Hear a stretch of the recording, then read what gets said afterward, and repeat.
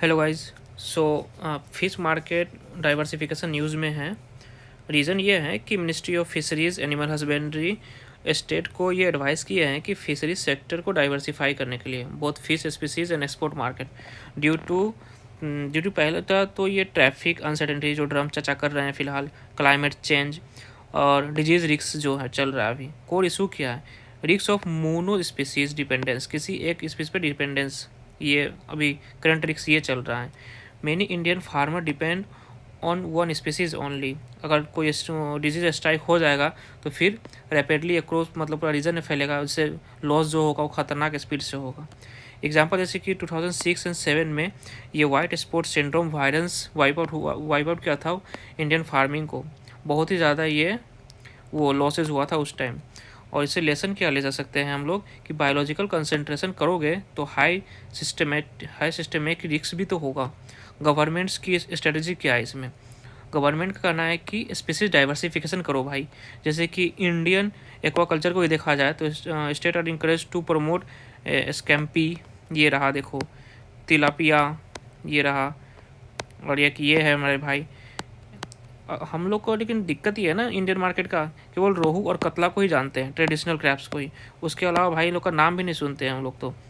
Reason क्या है? रोहू कतला का जो वो है मार्केट वो लिमिटेड है, और ये सब का मार्केट अभी है और स्ट्रॉन्ग डिमांड भी है स्टॉक एक्सपोर्ट का।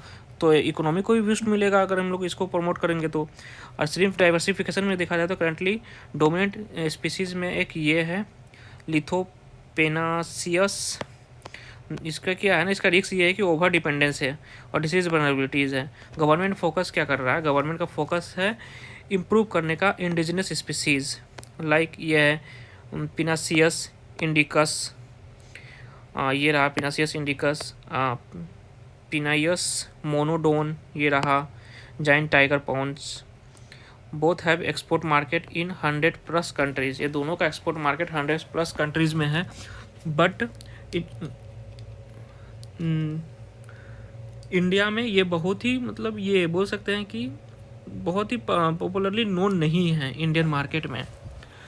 और अगर न्यू फार्मिंग टेक्नोलॉजी का बात किया जाए तो इंटीग्रेटेड मल्टीट्रोपिक एक्वाकल्चर को प्रमोट कर सकते हैं, जैसे कि कल्टीवेट कर सकते हैं हम लोग multiple species like fish, shellfish, seaweed together, सबको साथ में भी कर सकते हैं, क्योंकि अगर एक का वेस्ट को हम दूसरे के लिए न्यूट्रिशन के तौर पे यूज कर सकते हैं। और बेनिफिट क्या होगा इससे? हाई प्रोडक्टिविटी तो होगा ही, और तुम्हारा इन्वायरमेंट फ्रेंडली भी होगा ये तुम्हारा ये फार्मिंग, क्लाइमेट रेजिलेंट भी होगा। और सबसे बेस्ट बात तो ये यूपीएससी के लिए कि सर्कुलर इकोनॉमिक जनरेट कर रहा है, क्योंकि एक को वेस्ट को हम दूसरे के में फूड एज अ फूड हम यूज कर रहे हैं, तो एक सर्कुलेशन चल रहा है इसमें इकोनॉमिक में। और न्यू स्पीसीज़ क्या? न्यू स्पीसीज़ है विथ ग्लोबल डिमांड, जैसे कि सी वीड्स, हाई क्वालिटी मीट होता है इसमें, एक्सपोर्ट में डिमांड है इसका भाई। और पिल्स एक्सपोर्ट भी है।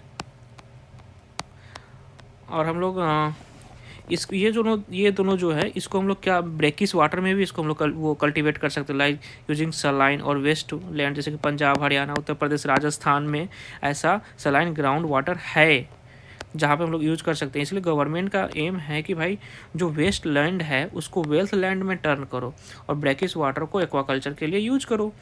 मार्केट डाइवर्सिफिकेशन में क्या है, इंडिया इंगेज है 40+ कंट्रीज है एक्सपोर्ट इंपोर्ट में, तो हम लोग इसको यूज़ कर सकते हैं। इंडिया का गोल क्या है? इंडिया का गोल है कि रिड्यूस करो भाई ओवर डिपेंडेंस। ट्रम्प चाचा का हालत तो देख ही रहे हैं, इतना टैरिफ लगा रहा है कि अगर इकोनॉमी को हम लोग डाइवर्सिफाई नहीं करेंगे तो फिर टैरिफ खेलते ही रह जाएंगे। अदर इनिशिएटिव क्या है?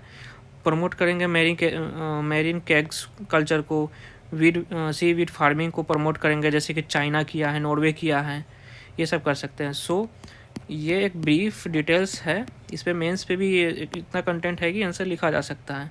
So thank you for watching.